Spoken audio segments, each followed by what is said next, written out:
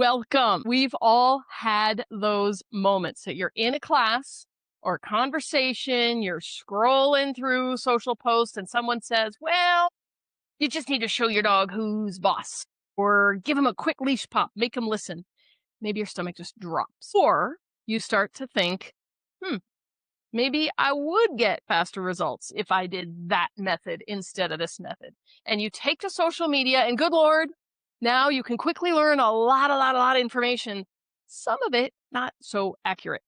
So hello, everyone, and welcome. I'm Heather Furby, owner and lead behaviorist, Casa Luna Canines, and our online membership, Pause and Success. So I'm really glad you're here today for the topic that hits close for so many of us. It's what to do when training advice doesn't sit right. Basically, what to do when it feels wrong. So tonight, we're not going to debate strangers on the internet, I promise. We're here to help you recognize the red flags and build your confidence so that you can advocate your dog in a way that brings calm and keeps you on track with clear instructions and that you feel aligned with. So let's get started. So why does understanding this terminology help you advocate? One of the easiest ways to feel overwhelmed, I know it happens with me, I can get swayed by advice that doesn't align with my values, is because I don't actually understand. I don't understand the lingo. So terms that we like to throw around as trainers, as balanced trainer, we have science-based, even positive reinforcement training, and they can mean wildly different things depending on how they're used and who is using them. So that's why it's helpful to learn some of the key terms. And if you can decode the language, you can better ask better questions. You can spot like incongruities or things that don't feel right for you earlier on.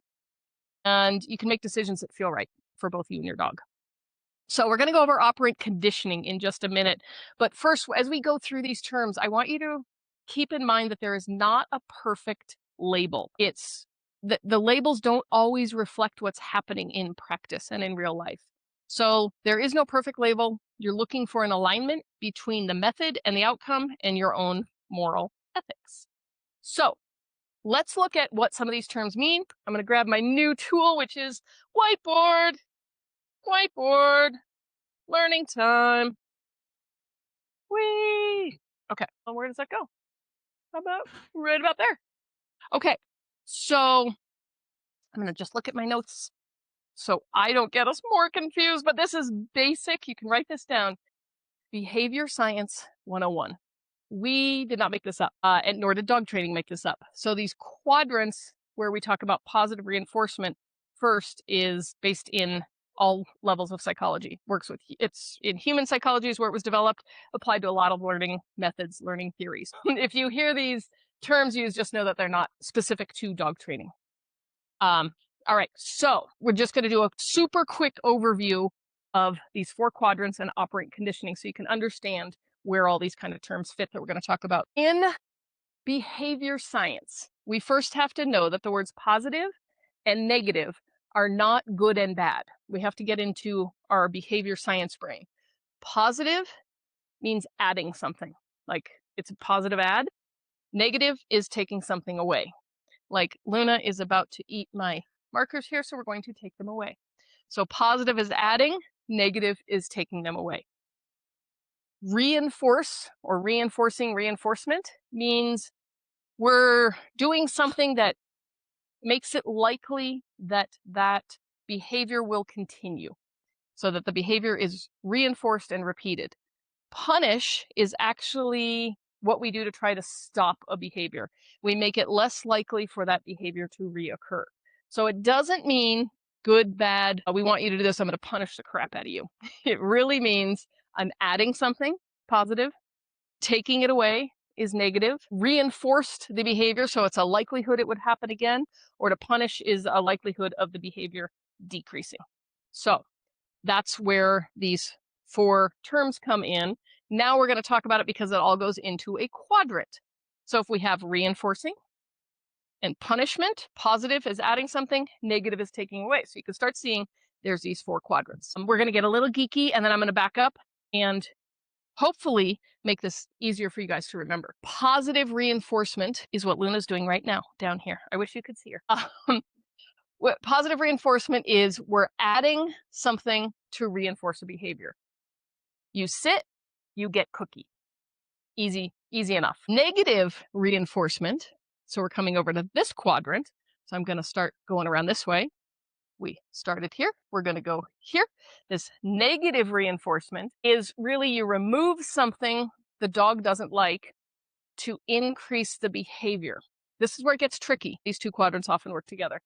So negative reinforcement is more like the leash pressure will be removed when your dog stops pulling. So remember, going through all these, not to understand totally what it means, but to start understanding the terms so that we can advocate for our dog, because they really are thrown around in dog training and they don't always make sense. We've taken something away in hopes that the dog will continue a behavior. So they're in position, the leash pressure goes away. Positive punishment. Nope, I'm going to go to negative punishment down here. That's you remove something in order to decrease the behavior. Dog jumps on me, I remove myself. I try to turn my back. I don't recommend that method at all, but that's the easiest one that people do. So I took something away in order to reinforce a behavior that they'll keep doing. Meaning, if I take myself away, I'm reinforcing the fact that they will have 4 on the floor. And then the final one here is positive punishment, is you add something the dog doesn't like to decrease the behavior. So leash pops, this is where e-collars, voice, yelling, intimidation, a lot of that stuff, adding something to decrease the behavior. Super, super important that we always think about it from the eyes of the learner. That's the eyes of the dog, or if you're teaching a child, eyes. What do they find reinforcing or punishment? This is where we get into that when we talk about dog law. If you've done Buddy Basics, and if you haven't, it's in there. If I like something, chances are I'll do it over and over. If I don't like something, chances are I won't do that behavior. It's not worth it. So that's the geeky side of Behavior 101. Now you know behavioral science. Now let's give you an easy way to remember this. So starting up here, positive reinforcement, I'll put this way. We are going to call this ease. E, A, S, E. So I want you to think of it. This is ease. I hope you can read that. Up here, E stands for earn. So think of it as positive reinforcement. You earned a reward. You did something I like, so you get something good. So you've earned that reward. We'll talk about this more later as well. A is avoid. Sorry, you get my writing here. To avoid something. So the dog does something, avoids something unpleasant. So by doing the behavior, like they are avoiding leash pressure, so they'll walk next to you. So this comes into avoidance behavior where there's usually an aversive applied. I don't want that, and therefore I'm going to avoid doing that behavior that brings a punishment. So this is where we get into stopping behaviors, which is you stop access to something the dog wants. For example, my dog just took something out of the trash because she was annoyed and I wasn't paying attention to her. So I could go take that away and she would stop ripping it up. I'm going to ignore her at the moment. So that's where you stop access to something. And like we said, these two quadrants often work closely together, and these two often work closely together. Ease, E-A-S. We're earning something, we avoid something, we're stopping something, and here we are going to enforce. So I want you to think about that as like a real enforcer is I'm enforcing a consequence by adding something unpleasant. This can be shock collars, prong collars, it can be a squirt bottle, it can be lots of different things, but it's you did something I didn't like, therefore I'm adding something unpleasant. So often it's you've earned something, I need you to stop a behavior, or I'm teaching you with avoidance and enforcing. So different methods. What we need to know, hopefully you get ease, earn, avoid, stop, enforce. Why are those important? So balanced training is one of the terms that gets thrown around a lot. Balanced training means they use all 4 quadrants. That includes training with aversive to avoid a behavior and adding punishment to stop a behavior. So The tricky part about that is balanced. Who doesn't want balanced, right? We all want a balanced dog, balanced life. We strive for that in our human world. But in the dog training world, it means something very different. It means I'm willing to use fear, intimidation, force, because I'm balanced. I'm going to balance myself on all 4 quadrants. At Pause, like I said, we really emphasize this earn, that we want the dog to earn their rewards. But we totally understand stopping behavior. So that would be weird if we called ourselves just positive reinforcement trainers, because that keeps you right in this little quadrant. And then I go, yeah, but if my dog currently was chewing something and I didn't want her to chew it, I'd have to take that away. If my dog is barking at the window, maybe I take the window away, I cover that up. That is called negative punishment. That's a really tricky one to get, because negative punishment, those are in our human world really negative punishing words. We don't love them. So we try to just use the word stop. Now you'll hear me say quite a bit, we can't stop a dog's behavior. So we're going to flip terms around, but you really want to, this is where we get into RMT, reframe, manage, train. We reframe what we want the dog to do so that they can start earning rewards. And then stopping becomes a lot of management, which is we stop their access to things so that we don't have to constantly be running around yelling at them, telling them that they're not doing great, and, getting frustrated. So that's Science 101, Behavior Science 101. It's ease. I wish there was a Y we could figure out. Yes, which is my marker word. So I want you to think of, we want to earn, and occasionally we'll try to stop behavior. But basically, dogs are earning reward, we're earning the dog's respect. So what we want to talk about too in positive reinforcement, when people call themselves a positive reinforcement trainer, is that it's not supposed to be about bribing your dog. By bribing, I mean, I'm not just dumping a bunch of chicken in hopes that they ignore everything. I'm rewarding them. They are earning that reward because they did a good behavior. They stayed around me, they're earning rewards. They sit, they get a reward. They earn rewards for behavior that I like calm and quiet and laying down under the table.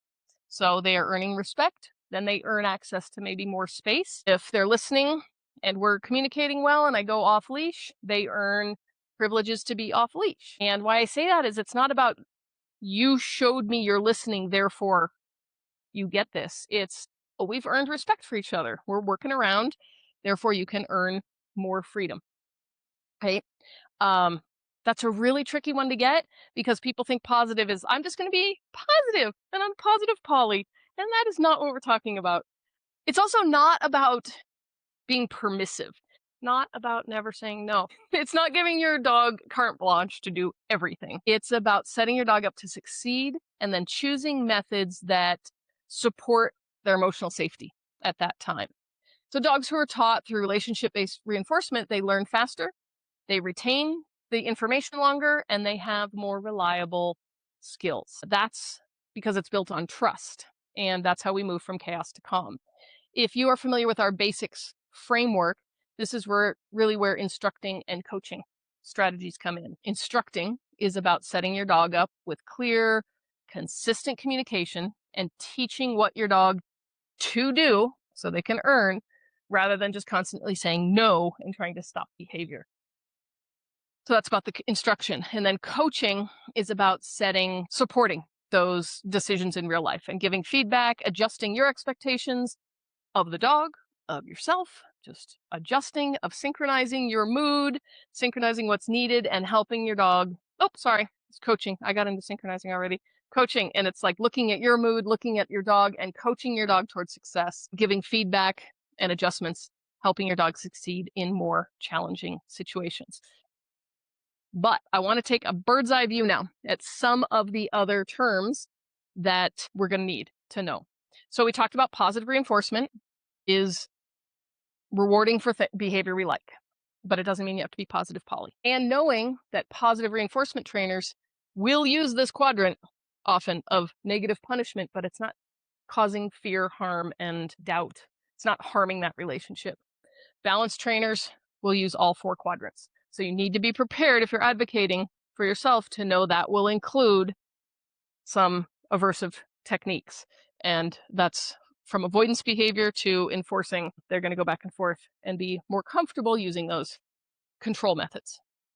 There's some terms being thrown around now called force-free, fear-free.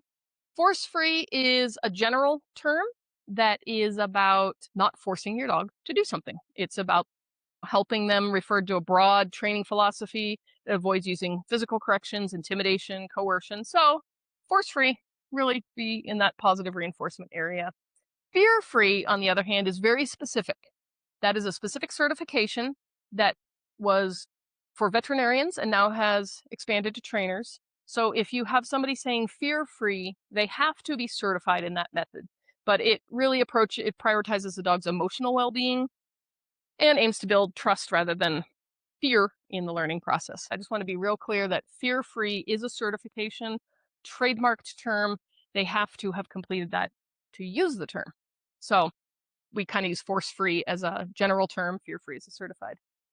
Now we get into some of the specifics that are geeky terms that you need to know. Compulsion-based training and aversive training. Compulsion-based is actually relying on physical pressure and corrections and discomfort to teach the dog. So we push them into position, we haul them around, we can kick them, whatever is needed. It's collar pressure, it's being physically placed into position. It's called compulsion training. Came out of, swear, military and police a lot. So it aligns with a different set of values and a different need. It's rather than building understanding, though, it often teaches avoidance. So it can very quickly be put into these categories because we're physically making the dog comply. Now, aversive training is very close, similar, but aversive training, it doesn't apply to just physical. Aversive is any aversives. You hear trainers, we don't use aversives. Aversives are things that your dog would find aversive that may or may not be physical. So all compulsion training is aversive, but not all aversive training is compulsive training. Does that make sense? Maybe? Give me a thumbs up if it did. So then we get aversive. So we say they're closely related, but compulsion really relies on physical. Aversive can be things like that spray bottle, your voice, posture, leash pops, various things that the dog would find aversive. I don't know. Citronella spray, bark collars that spray, any kind of the vibration, although that's a little physical. So you get the idea. And then there's this murky area that we are going to call natural dog training. That's become huge lately, and you're going to see it more and more and more. The great part about natural dog training, first of all, it's not a standardized method. It's a ideology, and it's a marketing label, basically. So a lot of trainers use it if you're in the positive reinforcement and relation and want all that good stuff. They use it as a way of following the dog's natural instinct. But that can vary depending on who's using it, because in a lot of times it's a red flag. Red flag. Red flag. See, I have a red flag. A lot of times it's a red flag because people start saying it's natural dominance hierarchy for humans to be bigger, better, more bold than dogs. So therefore, we use natural dog training to make the hierarchy in natural balance. So we'll use aversives and compulsion and all kinds of things to say we're balancing. And that's that outdated, crazy alpha dominant stuff that really should have died off in the 50s. I don't know why we keep it alive. We love it because it's fear-based. We're fear people. But I just wanted you to know that natural dog training can be tricky because people go, we follow the dog's instincts. Again, that sounds awesome. And then you get there and you realize, oh no, they're actually may or may not be following the dog's instincts. They may be trying to push what they see as a natural hierarchy. You alpha, dog less than alpha. So that's outdated. So you got to decide, again, with the trainer, if it aligns with your values. Last couple we're just going to run through get a little bit more into types of training. Relationship-based training, again, sounds really good, right? It's the feel-good marketing term because we want to be in a relationship with our dog. There's also another side of it, though.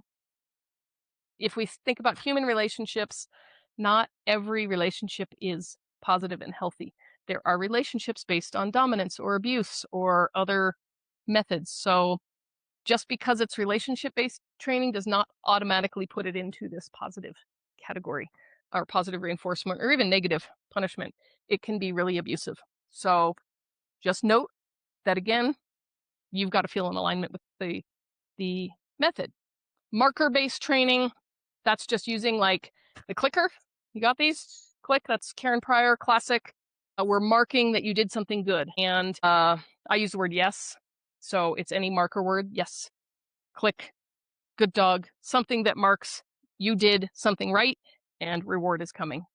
Games-based training, again, kind of a new term technique used really strongly in sporting dogs, agility, that kind of stuff. But it's basically they're focused games. So it's not just playing fetch with your dog. It's focused games to build their brain in certain ways. And it keeps it fun for you, keeps it fun for the dog.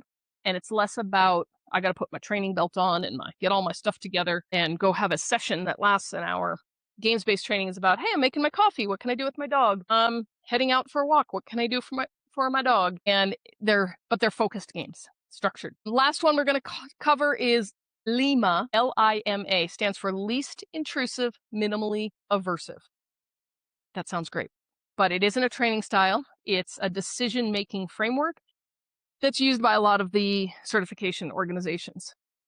So it sounds good. It's because we're saying, hey, it's got to be least intrusive, minimally aversive, except the problem being is that it sounds like a great humane standard, but it's open to a lot of interpretation. So balanced trainers can still be LIMA compliant because they can say, oh, I exhausted everything. And then I went to this positive punishment enforcement quadrant. Not saying that they all do, but just know that LIMA is very controversial in the dog industry because it's a set of standards that now is left open to interpretation of like, well, what is the least intrusive, minimally aversive? They're changing some of those to least intrusive. What is it? Most effective, I think. Nope. Life. Something effective. See, I don't even know them because they're just switching them all now. And that is, again, interesting because it says it has to be most effective. But then again, we don't define effective. So people go, hey, popping on that shock collar is the most effective way. So that's kind of the framework of what the terms are. Now we have to decide, how do you know what's right for you? And that is a discussion between you and your moral compass on what kind of relationship you want to have with your dog. I will tell you quite upfront that I believe dogs are sentient beings and have all the feels and the knowledge and the understanding of what's going on. So I treat them as such because it's fun, because I ask them to work for me. I got to work for my dog. We have a great relationship that way. At least I think it's a great relationship. Sometimes Luna questions that. But that's my framework of where I come from. Oh, that's why I really try to stick on this earning and rewards-based training. So one of the things, though, that can get tricky is as we talk about this, us trainers, we pretend we're on one side of the line or other. We are positive, we are negative, we're reinforcing, we're punishing, or trying to do all this. And here's what it actually looks like. This might get messy, but this line here, if we zoomed in, like you had one of those like gemstone, whatever they're called, monocles, zoom in here and made this line actually this big, right? And we're filling it all in here. So within this, now we have to start talking about where you set your moral compass, because in here can be something like a spray bottle, that you didn't like what's happening. You need to get your dog's attention. You spray them. You take a shaker can, get their attention. Think that they're going to attack something. So you go over and yell at them. No, you get back here. You've had a bad day. You yell at your dog.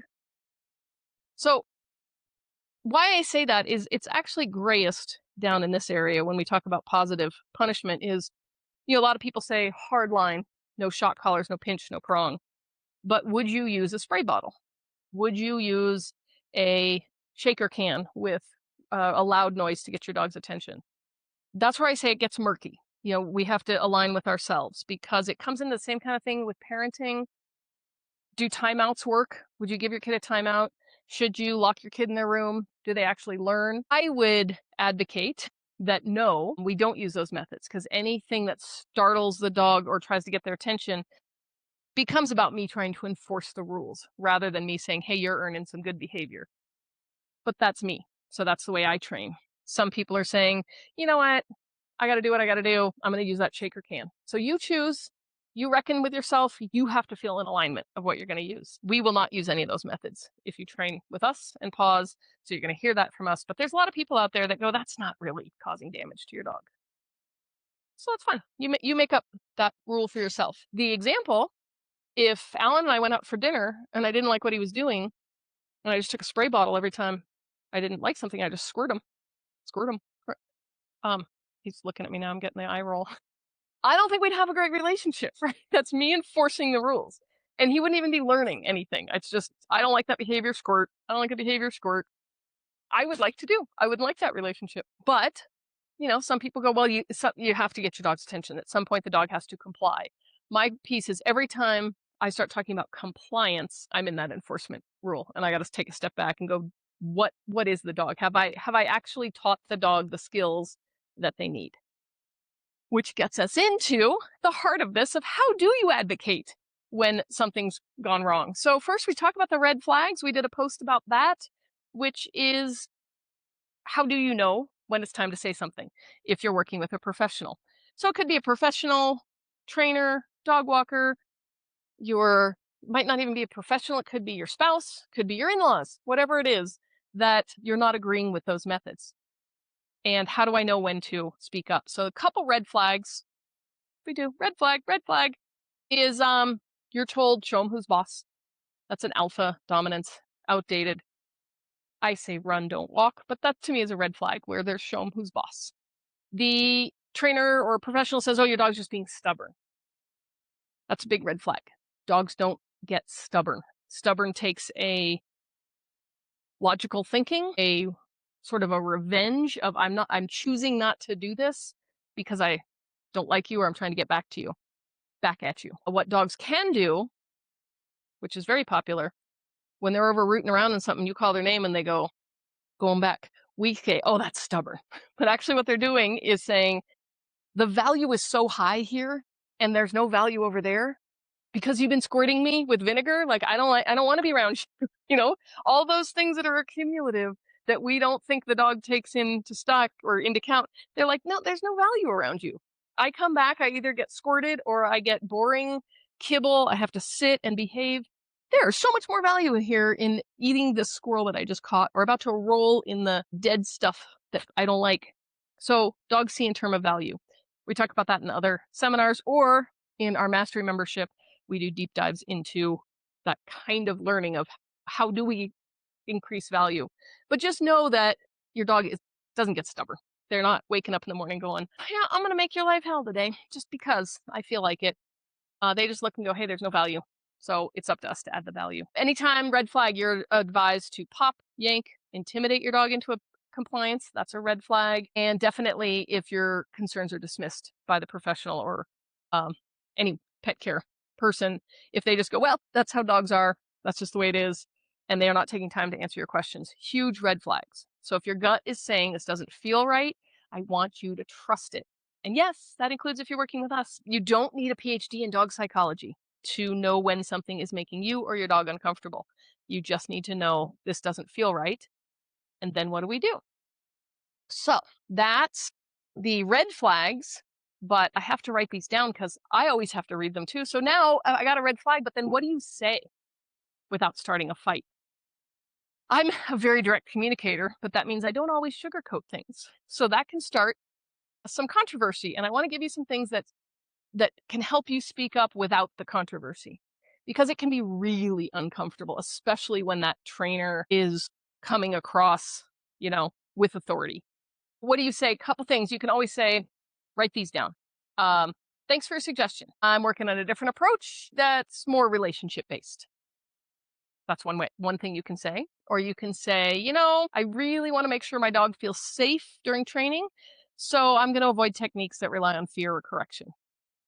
So again, that's taking a stand for yourself, saying, hey, thanks for your suggestion. I'm working on a different approach right now, or I want to actually have my dog feel safe And that means we're avoiding techniques that rely on fear. And then another one you can say is, oh, I'm focused on long-term resilience. So we're going to build trust, and I really don't want to push my dog into situations that I don't think she's ready for. And then the thing to keep in mind is you're not trying to change their mind. That's social media craziness. You're just trying to take a firm stand on what's right for you and your dog. So it's saying, thanks for the suggestion, but this is what we're working on. It's really easy, especially positive reinforcement and these positive punishments. So we think I'm better. It's an ethical argument. They're saying this isn't ethical. This is doing natural, what's needed. You're right. I'm wrong. And the conversation goes nowhere. Much like politics or religion or many of the other things that we get in fights on. The industry is riddled with that right now, the dog training industry. So you're basically just saying, hey, I'm taking a stand for what's right for me and my dog. Thank you very much. I'm working on relationship first, building trust, so I'm not going to push my dog. Thank you very much. We're going to work on a different approach that's a little bit easier for my dog. Or, yep, thanks. I'm avoiding techniques that cause fear and pain. So now that's when you really don't feel comfortable with the training method or the method being used. Even groomers, hanging the dog in the sling that you see. The reason it stops that is because dogs are uncomfortable, they have fear, they can't move. So those can be considered aversive methods. And you go, I don't want my dog. I want cooperative care. You choose. But now, what do you do when it's a little more murky and you're not seeing the results you want from let's just put it in trainers. So maybe you're doing all the positive reinforcement stuff. You think they're earning treats. You think you're doing it right. And then your dog is still pulling, barking, lunging, just reacting. So what do you do then?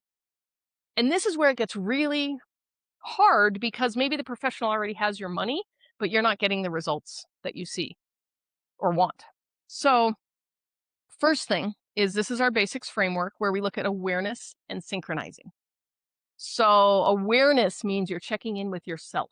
You're aware of your dog, aware of the skills that they have, aware of the environment, aware of your dog's skills in that environment.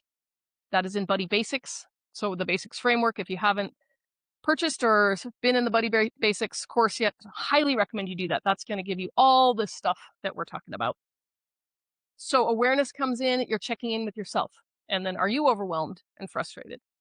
And this is where you got to really look in that mirror, have a little chat with yourself and say, are you being honest with yourself? This is when you're not seeing results. I want you to ask, are you really working with your dog? Are you practicing and rewarding, having them earn the behaviors and meeting their needs? Or maybe are you just kind of showing up for your program without really having done all the things that are being asked? Are you kind of using the hope and pray method? Life gets busy and I don't know, when I played piano when I was a kid, I never really loved it. So I'd practice a little bit, but I'd only practice the songs that I liked and I'd never practice scales or any of the other stuff. So I'd show up for piano lessons and the instructor knew. It's like, you didn't practice at all. And I got away with that for a little while. And then he's like, you know what? Just don't even show up. It's not worth my time because you're not doing the things. You're not practicing. You're just showing up for an hour and you think you're going to get all the skills in that hour. And I understand the logic of that because it's tempting. I'm busy during the week. At least I carved out 1 hour. That's better than nothing. And if that's what you can do, that's fine. But just know if you're not getting the results, you've got to be honest with yourself. So are you doing all the things and meeting your dog's needs? Are you being consistent with your timing and your rewards? Are you working in the awareness at your dog's proper level of distraction? Or are we asking for PhD level behavior in kindergarten level skills? Right? So we've got to think about that of if we are really doing the things that we need to do, including when you're using earning, are we using the right motivator? Your dog's earning a reward. Do they think it's a reward? Are they motivated by treats, food, other food, toys, play? Sometimes when you've got a working breed, just working is the reward. We don't need all the treats because they just love to get out and work. If you got a dog like Luna, I might have to have meat strapped to me to get her to reward to do something, not to bribe, but to say, hey, get off the couch, girl. Like, stop destroying stuff. She has to think it's a good reward. Lastly, are you reinforcing behaviors you don't want without realizing it? Last month, we did a webinar called You're Not Doing It Wrong, You're Just Doing It Human. Highly recommend you go back and listen to that for a little bit more deep dive in the way that we end up reinforcing behaviors that we're trying to stop just by our timing and what we're doing. That's the awareness part, is being honest with ourselves.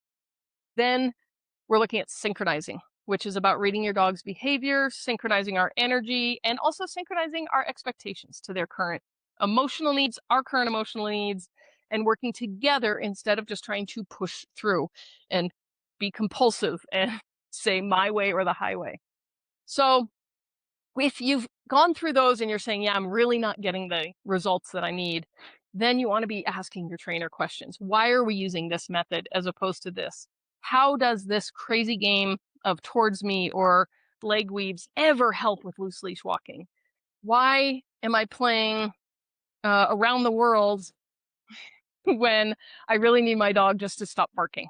You know, what's going to happen there? So then you want to start asking questions, because it's okay to change techniques, but you don't want to ditch an approach when you haven't really tried it or just because it's not working yet. So sometimes it's about refining, not replacing. So that comes into advocacy, because you don't want to just be like, hey, you're not working. I mean, this happens all the time in my classes. People just don't show up, or they get on vacation, or they get a new dog and they really want to train, but then they go, but I'm going to be gone for 2 weeks. So it just tells me they're not ready yet. It doesn't mean that they're wrong, that they're going to use terrible methods, but just know that the marketing can be sexy of, don't worry about it, I can get your dog to be well behaved in 15 minutes. Anything that promises that going to tend to be down in this positive punishment enforcement, because earning and understanding your dog, it takes some time. But these are the most reliable behaviors. They're repeatable. I can send you all kinds of research on this. If you're interested, just send me a message, email, and ask for those research articles. This isn't just Heather making up stuff. It's not coming out of my brain. I mean, it is coming out of my brain, but it's not just made up. This is long-term, reliable, positive, even to the point of snake avoidance. I just came back from a workshop that dogs are recalled off snake, simply odor detection. It's odor, I come back to you. Odor recall. So that's an easy, they earn a reward because they smelled an odor. We paired it with a great reward. So now the dog goes, ooh, I smell rattlesnake. Better get back for my meat dinner. All of that can happen. And it doesn't take as much time as we think. But the marketing is sexy for the 15 minutes or leave your dog with me for 2 weeks. I return them as a perfect dog. So that's where we got to know, are you actually doing the things that are needed in the training? Are you agreeing with the methods, or are we looking for a shortcut and we just want our dog to obey, but I know I don't want to use any positive punishers. So then I actually have to get to work, right? So the same thing's there. Then you can have the conversation of asking questions. Why are we doing this? Why this method over this method? How does this game relate to what I want to do? Don't just take any trainer's word for granted, because also we'll throw around things like science-backed. Oh, this is science-backed. Well, here's the thing about science-backed. Most of the research that's coming out today is supporting stuff that we knew 10 years ago.